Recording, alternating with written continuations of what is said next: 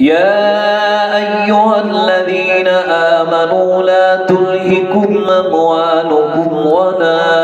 أولادكم عن ذكر الله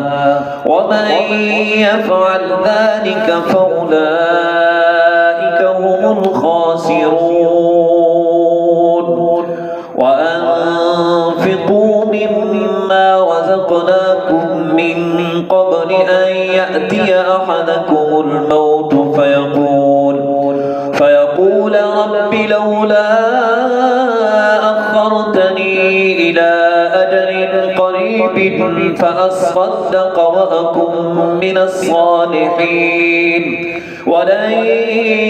يؤخر الله نفسا إذا جاء أجلها والله خبير